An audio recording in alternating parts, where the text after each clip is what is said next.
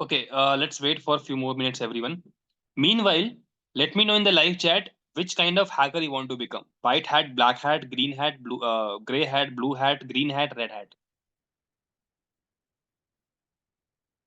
Okay, Yash wants to become white hat, red hat. Great. Red hat. Great.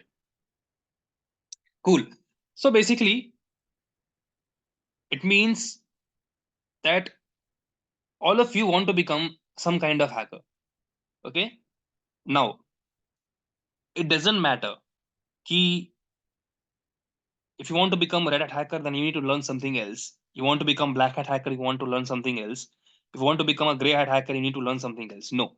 In the same course, you will be able to decide based on the knowledge I will be sharing with you that you can become either a black hat hacker, white hat hacker, gray hat hacker, blue hat hacker, green hat hacker, or red hat hacker. Got it? Now let's proceed further. So we were discussing about types of hackers. I hope this is clear to you all. Now let's discuss about the phases of hacking. Okay, the phase of hacking is something which is very important to understand so that आप ये समझ पाओ कि hacking start कैसे होती है, खत्म कैसे होती है. ठीक है. उससे पहले मैं आपको एक्सप्लेन करना चाहूंगा types of hacking.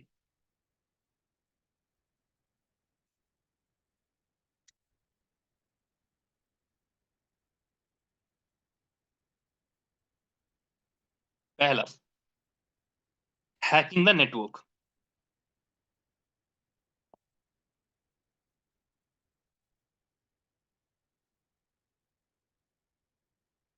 Now, depending on the focus of the security testing, a ethical hacker can be broken down into number of different categories.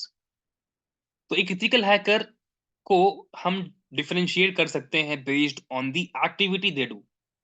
पहला, hacking the network, one of the type of hacking. In this, basically, it involves testing the infrastructure of the network in order to find flaws in the protocols, configurations, and devices of the network. काम ये रहेगा hackers का, ethical hackers का इसमें कि network की vulnerabilities और खामियों को ढूंढ के निकालना. ठीक है. It involves testing out the whole infrastructure of the particular company, the organization. अगर एक एबीसी कंपनी है, उसमें 1000 एम्प्लॉयज हैं और वो एक वाईफाई और एक नेटवर्क पे डिपेंडेंट है, तो आपको तो एज ए इथिकल हैकर ये समझ के रखना होगा कि आप इन सारे एम्प्लॉयज को कैसे प्रोटेक्ट रख पाओ बाहर के अटैक्स से.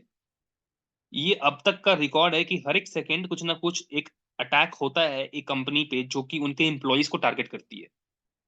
हैकर्स का हमेशा का टारगेट यही रहता है कि they target the employees of the organization, those who are not aware about the cyber security, information protection. So first is hacking the network, where they find out a lot of flaws. Then hacking a web application. Okay, hacking a web application means basically it is something which ethical hackers tries to find out a vulnerability into the software system. अब एक software है, for example zoom.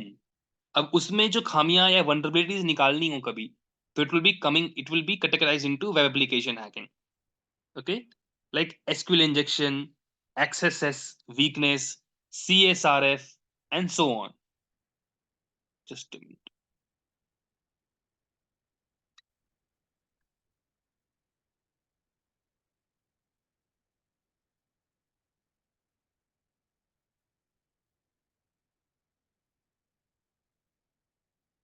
Okay, sorry everyone. So hacking the application is basically it centers around distinguishing shortcomings in the application, for example SQL injection, CSRF, XSS attack, and so on. तो हम इस course में सारे चीजों को देखेंगे. XSS attack कैसे होता है, सीएसआरएफ अटैक कैसे होता है, एसक्यूएल इंजेक्शन कैसे होता है. अगर आपने मेरी एक यूट्यूब पे वीडियो देखी होगी एसक्यूएल इंजेक्शन की, तो वो एक शॉर्ट वीडियो है. हम इस कोर्स में हर एक चीज को ए टू जेड देखेंगे कि how you can hack a database, how you can hack a database, how you can dump user name and password of the database. मैं आपको इतना तक दिखाऊंगा कि आप एक माई सीक्वल डेटाबेस को कैसे आप नॉर्मली फैच करके डंप कर सकते हो और उसके ए टू जेड डेटा को देख सकते हो. I still remember when I hacked BSNL. So it was 2014 I guess. और हमने बीएसएनएल के कुछ वल्नरेबल नेटवर्क्स ढूंढ के निकाले थे. और उसमें बेसिकली उनके सर्वर का जो डायरेक्टरी होता है, जहां पे user name and password save रहते हैं, जिसमें आईपी एड्रेस का इंफॉर्मेशन रहता है, वो डायरेक्टरी हमको मिल गई थी. Obviously I reported that particular thing to BSNL. And government company होने का यही रीजन होता है, कोई किसी चीज पे ध्यान नहीं देता. ना मुझे कोई रिप्लाई आया, ना ही मुझे कोई दिक्कत हुई, क्योंकि दे डोंट केयर. सो ऐसे ऑर्गेनाइजेशंस होते हैं जो कि अपने कस्टमर के डेटा का बिल्कुल ख्याल नहीं रखते हैं. बट वो समय गया अब. आज के टाइम में हर एक कंपनी अपने कस्टमर इंफॉर्मेशन का जरूरत से ज्यादा ध्यान रखती है. ठीक है, but still they get hacked. अगर आपको मैं आज का डेट का बताऊं, फेसबुक डेली एक ऐसी अटैक्स फेस करती है जो कि वो अपने कस्टमर से बता भी नहीं सकती, क्योंकि विश्वास उठ जाएगा कस्टमर्स का, right? So it's like that. So third point is hacking the system.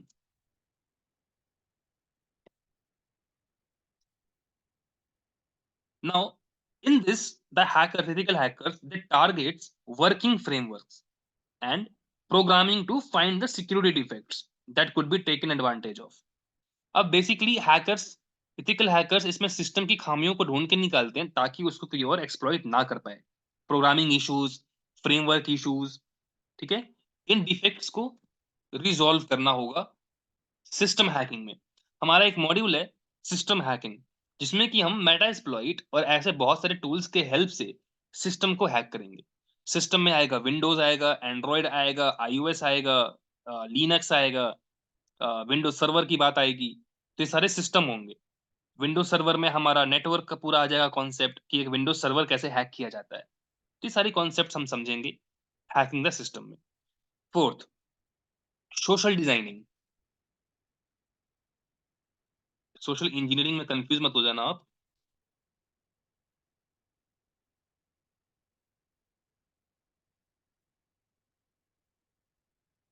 Yes, BSNL is changing their cyber security, but still उनके पास बहुत से ऐसे इश्यूज अभी भी हैं जो कि मैं आपको बता नहीं पाऊंगा आज के टाइम में. ये तो बात मैंने आपको इसलिए बताई क्योंकि 2014 की बात है और उस समय से अब तक में काफी कुछ चेंजेस आ चुके हैं. हमको जो डेटा मिला था उसमें मिला थे आईपी एड्रेस, यूजर के ब्रॉडबैंड के नंबर्स. ठीक है, पहले ब्रॉडबैंड होता था बेसिकली, उसके नंबर होते थे, फोन नंबर. उसका आईपी एड्रेस हमको मिला, जिसको हमने फिर स्कैन करने का कोशिश किया तो हमको बहुत सी यूजर्स की इन्फॉर्मेशन भी मिलने लग गए थे. होता क्या नॉर्मली कि अगर आप बीएसएनएल का ब्रॉडबैंड यूज करते हो तो उसका इंफॉर्मेशन ऑब्वियसली उनका नेटवर्क जो होता है उतना सिक्योर नहीं था उस समय. तो अगर मैं एनमैप जैसी बेसिक से टूल से भी अगर मैं बीएसएनएल का कोई आईपी एड्रेस स्कैन करता तो मुझे मुझे उससे लिंक हजारों और यूजर्स की इंफॉर्मेशन मिल गए थे कि इस आईपी एड्रेस पे ये सारे यूजर्स डिपेंडेंट है. क्योंकि आप देखो कि बीएसएनएल में या तो कोई भी ब्रॉडबैंड का एग्जांपल लो, आईपी एड्रेस शेयर्ड रहता है. या तो आप स्टैटिक आईपी एड्रेस ले सकते हो, ऑब्वियसली डायनेमिक ले सकते हो आप बेसिकली. बट यही होता है इशू कि अगर एक आईपी एड्रेस हजार यूजर से शेयर रहे तो उस आईपी एड्रेस पे के वल्नरेबल होने से वो हजार यूजर्स भी वल्नरेबल हो जाएंगे. ऑब्वियसली आज के टाइम में हम एयरटेल, जियो, वोडा, जो भी हम सिम कार्ड यूज करते हैं, इसमें भी हमको शेयर्ड आईपी एड्रेस मिलते हैं, but they are way secure then the broadband services. ठीक है, let's come to social designing. So social designing is something where the ethical hackers attempts to manipulate individuals.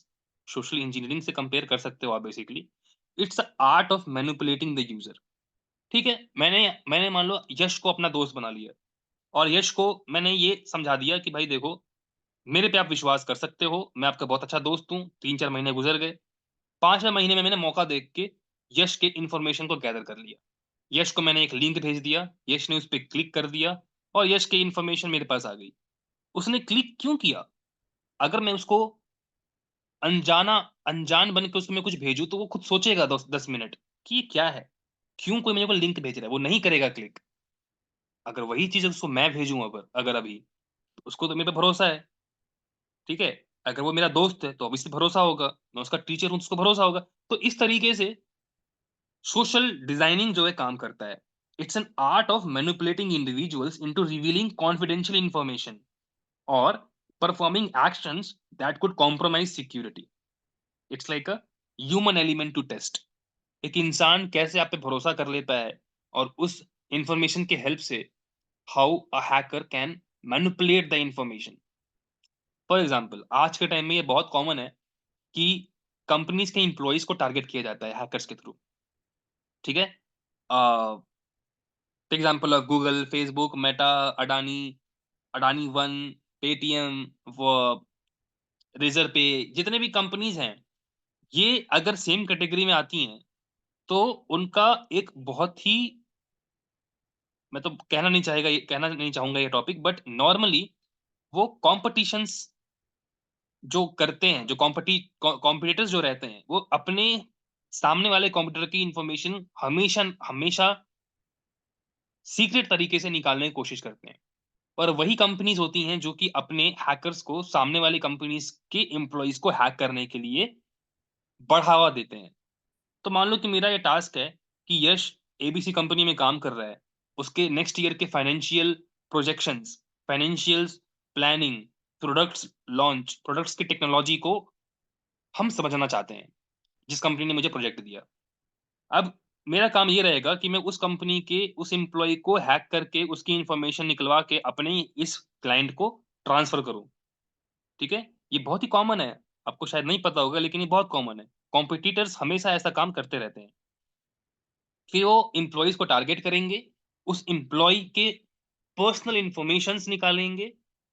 ठीक है, फिर उसको वो सोशल डिजाइनिंग और सोशल इंजीनियरिंग के help से उससे पर्सनल इंफॉर्मेशन निकलवाएंगे। आपने बहुत से मूवीज देखे होंगे जिसमें कि हमारे ऑफिसर्स जो हैं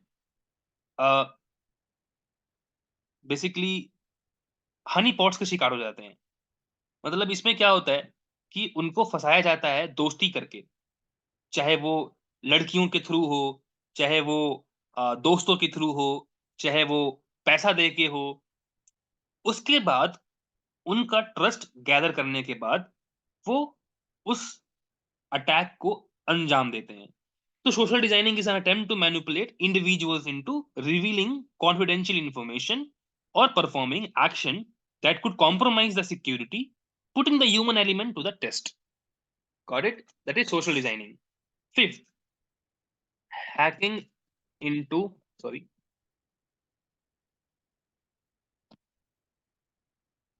hacking into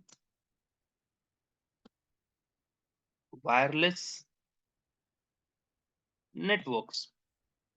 Now, it involves identifying potential dangers in wireless communication. Wifi. अब यहां समझने की बात यह है कि आपको इतना तो पता है कि अगर आपके घर में वाईफाई है तो वाईफाई हैक हो सकता है। ठीक है, बहुत सी चीजें होती हैं जिसमें ये जानना जरूरी है कि अगर वो वाईफाई ओपन है, मतलब कि उसको कनेक्ट होने के लिए पासवर्ड का इंफॉर्मेशन नहीं चाहिए। फॉर एग्जांपल, आज के टाइम में यू ऑल नो कि फ्री वाईफाई हॉटस्पॉट्स अवेलेबल रहते हैं, कंपनीज फ्री वाईफाई देती हैं, होटल्स फ्री वाईफाई देते हैं, एयरपोर्ट पे फ्री वाईफाई रहती है। बट क्या वो सिक्योर है? नहीं। नॉर्मली अगर एक हैकर एक ओपन वायरलेस नेटवर्क से कनेक्ट हो जाए तो वो चाहे तो उस नेटवर्क में कनेक्टेड हजारों यूजर्स के डेटा को निकाल सकता है। कुछ ऐसे प्रैक्टिकल्स हम लोग करेंगे कल के सेशन में, क्योंकि हमारा दो इंट्रोडक्शन सेशन होगा बेसिकली, एक आज एक और कल होगा, जिसमें विल सी कि with the help of some basic methods and technology, how we can find out information about the target. अगर मैं एक वायरलेस नेटवर्क में कनेक्टेड हूं, so a hacker can easily identify potential danger in the wireless network. Okay, and they can even communicate with the wireless communication and evaluate the security issue. तो ये कुछ 5 तरीके हो गए हैकिंग के, types of hacking में। Hacking दी, आप please network और वायरलेस नेटवर्क में कंफ्यूज मत होना। Hacking the network involves testing the infrastructure of the network. अब इसमें सर्वर रूम हो सकते हैं, बहुत चीजें हो सकती हैं। वायरलेस का बात अलग हो गया। ठीक है, so these are the 5 points. Now, any doubts anyone in these 5 points, types of hacking? If yes, let me know in the live chat please. If no, let me know. We'll proceed with the phases of hacking. In the live chat late me no everyone. कोई doubt है, अगर कुछ समझने में issue हुआ तो मैं आपका उस पर्टिकुलर चीज पे हेल्प कर पाऊंगा. I hope that the titles, the topics are very clear as it's just intro.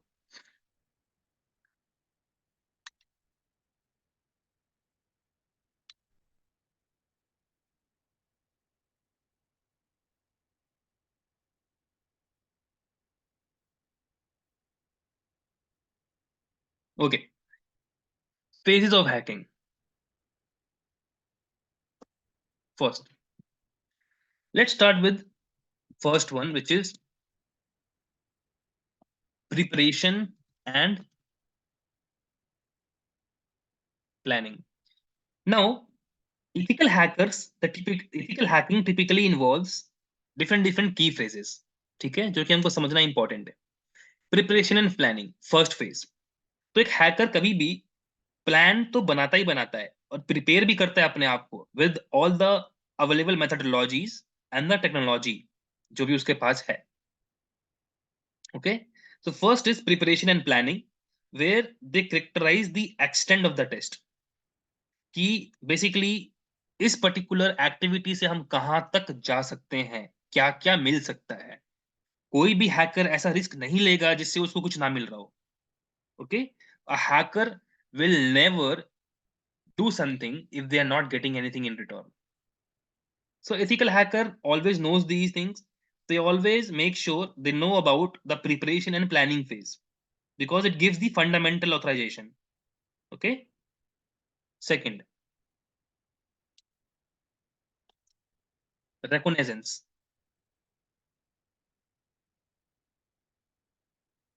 Now, reconnaissance is a kind of information gathering phase where the hackers gather in-depth data about the target system.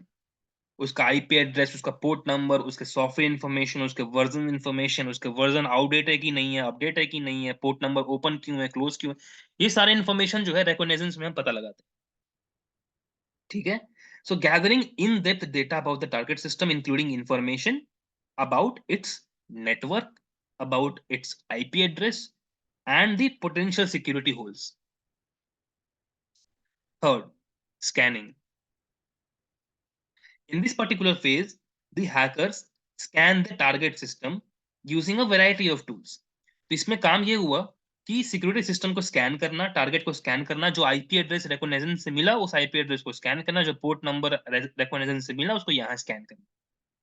गोल ये होगा कि to scan the target system using variety of tools and methods to look for vulnerable services.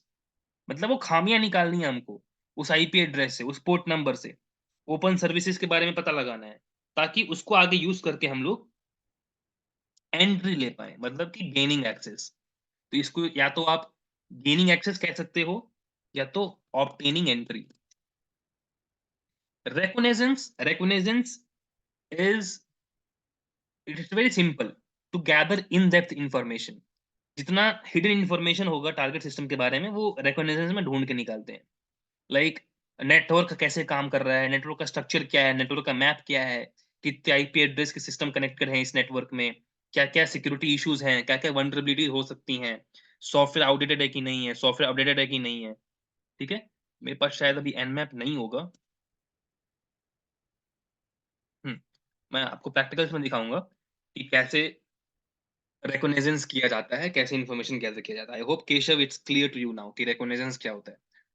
तो it's just nothing, it's just a way of gathering in-depth information. It's a phase where we gather in-depth information जो hidden होता है. जैसे केशव के बारे में मैंने Facebook से पता लगाया. अब फेसबुक प्रोफाइल से ये तो नहीं पता चल पाएगा ना कि आईपी एड्रेस क्या है उसका, पोर्ट नंबर क्या है उसका, सॉफ्टवेयर का वर्जन क्या है उसका. अगर वो अपने लैपटॉप में विंडोज यूज कर रहा है तो विंडोज का वर्जन क्या है, अगर वो लैपटॉप में विंडोज के अंदर उसका एक जूम नाम का एप्लीकेशन है तो उसका वर्जन क्या है, अगर उसके लैपटॉप में एक सर्वर होस्ट किया गया है, उस सर्वर में एसक्यूएल भी है, माई सीक्वल वगैरह सॉफ्टवेयर हैं, पीएचपी माई एडमिन है, लेकिन उसका वर्जन क्या है. तो ये सब चीजें जो होती हैं इन डेप्थ इंफॉर्मेशन होती हैं जो कि रिकॉग्निजेंस में पता लगाया जाता है. फिर स्कैनिंग आता है, फिर ऑब्टेनिंग एंट्री. ठीक है, ऑब्टेनिंग एंट्री में क्या होता है, basically it's a attempt to gain access to the system by mimicking the potential real world attack. तो हैकर्स क्या करते हैं, रियल वर्ल्ड अटैक्स कैरी करते हैं. वनरेबिलिटीज जब मिल जाती हैं उनको, जब खामियां मिल जाते हैं तो उस खामियों के हेल्प से पेलोड इस्तेमाल करके, सॉफ्टवेयर्स का, टूल्स का यूज़ करके हम सिक्योरिटी को बाईपास करते हैं, ठीक है? और उसी को कहते हैं ऑब्टेनिंग एंट्री, मतलब कि gaining access in simple terms, ठीक है? तो attempting to gain access to the system by mimicking potential real world attacks by taking advantage of identified vulnerabilities from the scanning phase. जो भी इंफॉर्मेशन अब तक gather हुआ है उसके हेल्प से एंट्री लेना उस सिस्टम में। जैसे मान लो मैंने यश के सिस्टम के बारे में पता लगा लिया कि वो विंडोज़ यूज़ करता है, विंडोज़ 8, 9, 10 जो भी है। और मैंने ये भी पता लगा लिया कि भाई उसके सिस्टम में एक वल्नरेबिलिटी है रिवर्स टीसीपी की। तो वो कैसे कर सकते हैं? तो मैंने पहले प्रिपरेशन किया, प्लानिंग किया, इन डेप्थ इन्फॉर्मेशन गैदर किया यश के बारे में, फिर उसके टारगेट को स्कैन किया मैंने। फिर उसको मैंने एक वल्नरेबल मॉलवेयर का लिंक भेज दिया, एक वल्नरेबल एप्लीकेशन का, ईएक्सी का, जो इसको इंस्टॉल करते ही मेरे को रिमोट एक्सेस दे देगा उसके सिस्टम के बारे में। उसका सिस्टम का पूरा एक्सेस मेरे को मिल जाएगा। तो मैंने सक्सेसफुली गेनिंग एक्सेस कर लिया, 4th फेज़ में ऑब्टेनिंग एंट्री कर लिया। 5th, कीपिंग एक्सेस ओपन, इसको कहते हैं हम लोग मेंटेनिंग एक्सेस भी। So it's nothing but to test the capacity to keep the access inside the framework, मतलब कि एक बैकडोर बना देना। मैं एक हैकर हूँ, मैंने आपको हैक किया, अब मेरा मन है कि मैं एक बैकडोर बना दूँ आपके सिस्टम में, ताकि सिस्टम, अब हैकर का तो ये काम क्यों रहेगा, उनको जब मन चाहे तब वो आपके डेटा को एक्सेस कर पाएँगे। एज़ अ एथिकल हैकर मैं ये क्यों करूँगा? ताकि मैं सिस्टम की सिक्योरिटी को और परख पाऊँ। Basically to test the capacity to keep up with the access inside the framework and survey the components that could be utilized with the hackers, मतलब कि किस कारण से बैकडोर बन सकते हैं, किस कारण से सर्वर पे इश्यूज आ रहे हैं कि एक हैकर इजीली हैक कर पा रहा है, एक्सेस गेन कर पा रहा है, उसको फिर मेंटेन भी कर पा रहा है। तो एथिकल हैकर का काम ये हुआ कि वो उसको परफॉर्म करके देखे और ये पता लगाए कि what are the components responsible for maintaining the access. क्यों नहीं पता लग पाता, क्यों लॉग्स डिलीट हो जाते हैं। तो ये सारी चीजों का कीपिंग एक्सेस ओपन में हम लोग समझेंगे। ये 5th फेज हुआ, मेंटेनिंग एक्सेस। और लास्ट फेज हुआ आपका रिपोर्टिंग एंड एनालिसिस। अब इसमें एक और फेज हम नॉर्मली मैं जो है कवर करता हूँ वो होता है बेसिकली क्लियरिंग द लॉग्स, और यू कैन से कवरिंग द ट्रैक्स। तो एक हैकर के लिए क्लियरिंग लॉग, कवरिंग ट्रैक्स का मतलब हुआ कि ऑब्वियसली कोई हैकर नहीं चाहता पकड़े जाने का। तो they make sure they don't get caught, so they clear the logs and cover the tracks. Okay, so reporting is basically something where the hackers produce a comprehensive report to the organization, documenting all the finding। Document पे हम लिखते हैं, सीवीएसएस का score देते हैं, vulnerability के बारे में मेंशन करते हैं, कहाँ पे किस पॉइंट पे ये इशू है, किस पोर्ट नंबर, किस आईपी एड्रेस पे इशू है, किस सॉफ्टवेयर में ये इशू है, किस कारण से ये इशू है। इन सभी चीजों का एक कॉम्प्रिहेंसिव रिपोर्ट बनाते हैं and then we submit it to the organization, and we also suggest the developers that how we can reduce the vulnerabilities, not the developers only but the concerned team। हमारा काम होगा कि हम उनको explain करें उस रिपोर्ट के बारे में, उसके एनालिसिस को दिखा के कि भाई देखो ये इश्यूज है, फिक्स कर लो वरना फिर से हालत खराब होने वाली है। तो ये चीजें बेसिकली होती हैं फेजेस ऑफ हैकिंग में। किसी को कोई doubt, anyone let me know in the live chat about these 6 phases।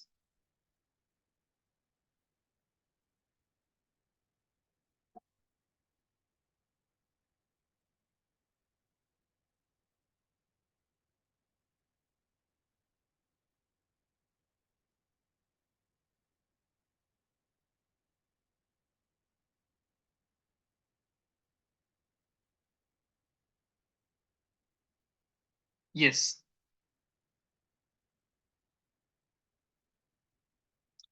Okay, so if no doubt let's proceed with the benefits of hacking.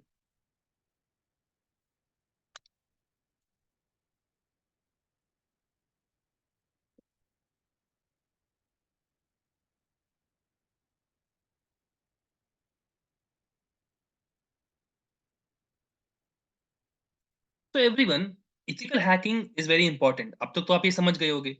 So ethical hacking has advantage, what, that it goes beyond enhancing security. सिर्फ security enhance करने के लिए ही ethical hackers नहीं बने हैं। Okay. Ethical hackers का और बहुत इंपॉर्टेंस है, और हैकिंग की बहुत बेनिफिट्स भी हैं। The benefits of ethical hacking, ना कि hacking. The benefits of ethical hacking, first, preventing data breach. Obviously ये सारी एक्टिविटीज कंटिन्यूअस रखने से एक चीज तो ये पता चल रहा है ना कि हाँ, हैकर्स हैक नहीं कर पाएंगे, क्योंकि हम ही हैकर बन के सब चीज करने में लगे हुए हैं। ठीक है, टेस्ट करना, फन फॉल्ट निकालना और जितने भी इश्यूज हैं, तो इससे एक हेल्प तो ये मिलेगी, बेनिफिट की डेटा ब्रीच नहीं होगा। So preventing data breach is basically something which organisations make sure कि जो कॉस्टली डेटा होती है कस्टमर्स की वो ब्रीच ना हो। Okay, so organisations can avoid costly data breaches by identifying vulnerabilities before attackers do. So एक अटैकर को मिलने से पहले अच्छा है कि आप खुद हैक करके देख लो भाई, कम से कम उसको सॉल्व तो कर पाओगे। तो preventing data breach. Second, protecting private information. Okay, protecting private information means obviously कि कस्टमर का डेटा जो है वो सेफ गार्ड रहता है, जो वाइटल डेटा है वो सेफ रहता है, मिसयूज नहीं होता है, और अनऑथराइज्ड एक्सेस जो है वो नहीं होता है। ठीक है। Third, enhancing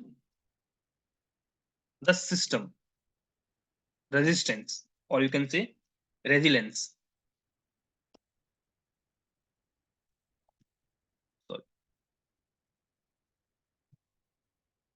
now it means basically कि जो एप्लीकेशंस होते हैं, जो सिस्टम होता है, उसको और स्ट्रॉन्ग किया जाता है। It we make sure that it is resistant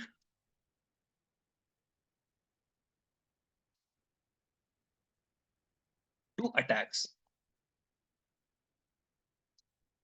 fourth, developing trust. Okay, in this basically it demonstrate a commitment to data security and improves the company's reputation. अगर ट्रस्ट बना रहेगा तो कस्टमर्स भी खुश रहेंगे, इश्यूज भी नहीं होंगी, and it will be like very very important as a benefit of ethical hacking. First, preventing data breach, the first benefit. Second, protecting private information. Third, enhancing the system resilience, like resisting to attacks. And fourth, developing the trust. So overall conclusion ये होता है कि in today's cyber security, obviously it all comes into cyber security, and we have the CSCP course, Master in Cyber Security course, which comes with 10 different topics. ठीक है। सो वो CSCP course में basically हम 10 ऐसे कोर्सेज कवर करते हैं, topics जो कि डार्क वेब, डार्क नेट जैसे बहुत ही इन डेप्थ टॉपिक्स को भी कवर करते हैं। उसके अलावा जो CEH 5-in-1 ethical hacking course हमारा है, उसमें हम 20 मॉड्यूल्स के बारे में डिस्कस करते हैं, 20 मॉड्यूल्स। ओवरऑल 40 मॉड्यूल्स होते हैं, 20 थ्योरेटिकल, 20 लैब मैनुअल्स। अब इसमें हम जो है V13 ही कवर करते हैं। ठीक है, तो CEH V13 का जो टॉपिक्स है वो हम अपने 5-in-1 इथिकल हैकिंग कोर्स में जो है कवर करते हैं, because of copyright issues and all. तो ये जो कोर्स है इसको हम अपने CEH V13 का जो अपना टाइटल है वो अपना हम 5-in-1 इथिकल हैकिंग कोर्स में कवर करते हैं। इसमें ये सारे के सारे जो टॉपिक्स है कवर किए जाते हैं।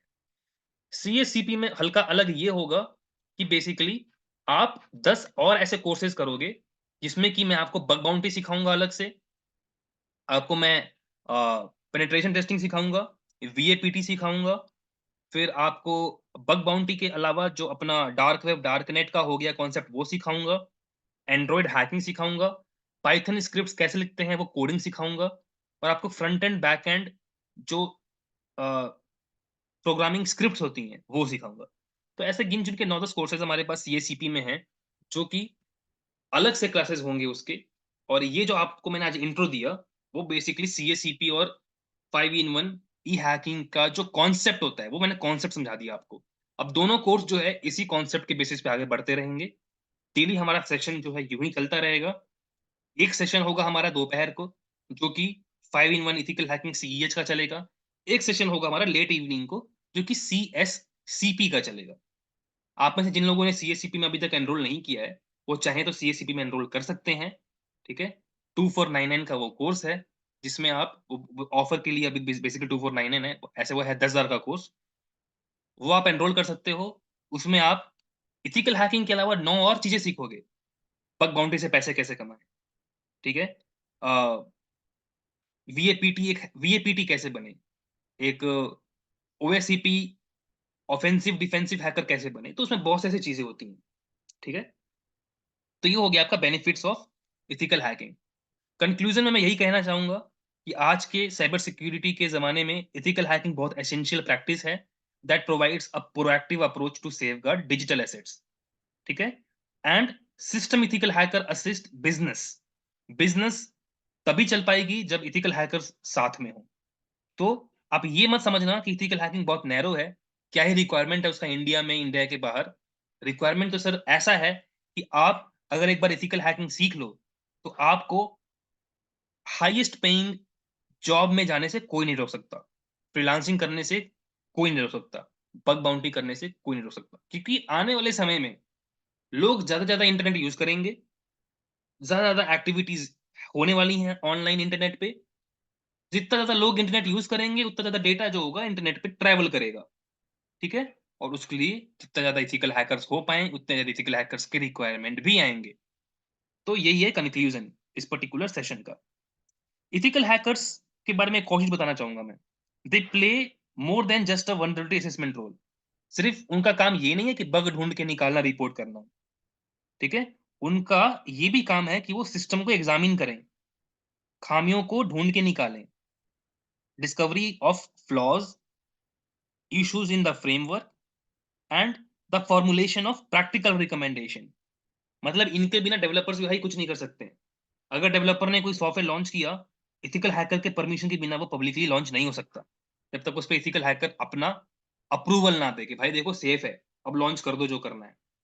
तो ये बहुत सी इंपॉर्टेंट चीजें होती हैं। किसी भी कंपनी का एग्जांपल ले लो आप, चाहे वो ब्यूटी प्रोडक्ट्स बनाती हो, चाहे वो बेडशीट्स बनाते हो, चाहे वो बच्चों के खिलौने बनाते हो, चाहे वो मोबाइल फोन बनाते हो, चाहे वो कुछ भी करते हो, हर जगह इंटरनेट का तो कॉन्सेप्ट आता ही है। और जहां इंटरनेट का कॉन्सेप्ट आ गया, वहां इथिकल हैकर्स का आना तो बनता है।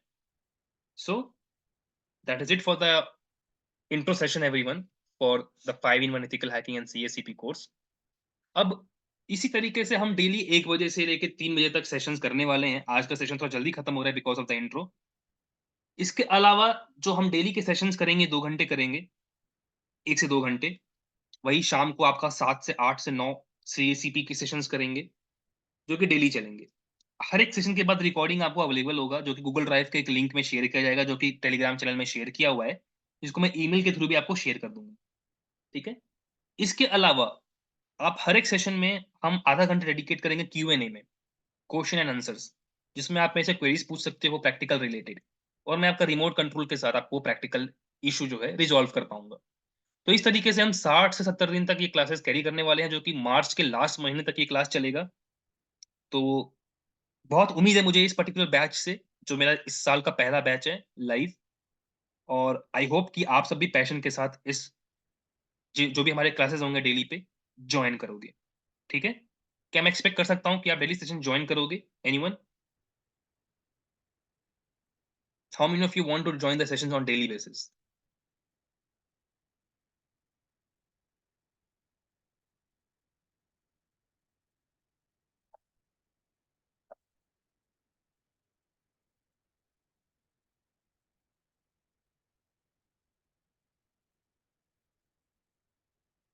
ठीक है, वेरी गुड। तो एनीवन, आपको कोई डाउट अगर होता है तो आप प्लीज इस नंबर पे आप मेरे को व्हाट्सएप करो। मैं आज रात 9-10 बजे तक इस व्हाट्सएप पे मैं खुद एक्टिव रहूंगा। 9546479549, ये सिर्फ व्हाट्सएप पे आप मेरे को मैसेज करो। कोई भी काउंसलिंग का जरूरत हुआ, करियर रिलेटेड हेल्प चाहिए होगा आपको, कोर्स से रिलेटेड हेल्प चाहिए होगा आपको, तो मैं आपको इस पे सपोर्ट प्रोवाइड कर पाऊंगा। और मैंने आपसे क्यों पूछा कि आप डेली लाइफ में ज्वाइन कर पाओगे कि नहीं कर पाओगे, इसीलिए क्योंकि मैं एक ग्रुप बनाने वाला हूँ व्हाट्सएप पे, जो कि लाइव सेशन का ही रहेगा, जिसमें हम लोग चैट भी करेंगे, डिस्कशन भी करेंगे। और मेरा टारगेट है कि इस साल के एंड तक, दिसंबर तक, इस व्हाट्सएप ग्रुप में जो लाइव बैच है, 50,000 लोगों को मैं ट्रेन करना चाहता हूँ, ठीक है, as a ethical hacker, live sessions में। इस साल के एंड तक मेरा ये टारगेट है। और मैं चाहता हूं कि आज के सेशन में जिन लोगों ने भी ज्वाइन किया है, उनको मैं एक एज अ इथिकल हैकर देखना चाहूंगा, ठीक है। तो उसके लिए जो मदद चाहिए आपको, जो हेल्प चाहिए आपको मेरे साइड से, वो करने के लिए मैं तैयार हूँ, ठीक है। आप मुझे इस व्हाट्सएप पे हाई भेज दो और लेट्स कनेक्ट, ठीक है। तो आज के सेशन के लिए इतना ही एवरीवन। इस सेशन का रिकॉर्डिंग मैं जल्दी जल्द अपलोड करने वाला हूँ, with in half an hour upload होके ग्रुप में शेयर हो जाएगा। और मैं चाहूंगा कि अगले सेशन में भी आप दोबारा ज्वाइन करो, ताकि मुझे भी एक इंटरेस्ट रहे। मैं देखता हूँ जबकि आप जैसे बहुत से लोग ज्वाइन करते हैं तो मेरा भी इंटरेस्ट बढ़ जाता है और मुझे भी पढ़ाने में अच्छा लगता है, ठीक है। तो thank you for joining this session everyone. I like this session very much because आपके इंटरेक्शन के कारण, आप में से सब लोग वन टू वन इंटरेक्ट कर रहे हो जिस तरीके से, केशव, एस अहमद, दिनेश जी, शिबिन, यश, विजय, केशव, शिबिन, राम, हर्षवर्धन। सो आप सभी को देख के बहुत अच्छा लगा मेरे को। और कोई भी आपको इशू हो विद इन द क्लास और session, I will be here to help you out. Okay? If you have any issues, text me on the WhatsApp. We'll connect. And that is it for the session, everyone. Thank you for joining. Bye bye. You can now leave the class. Okay? Let's connect again tomorrow, same time. Thank you, everyone. Bye bye. Have a good day ahead.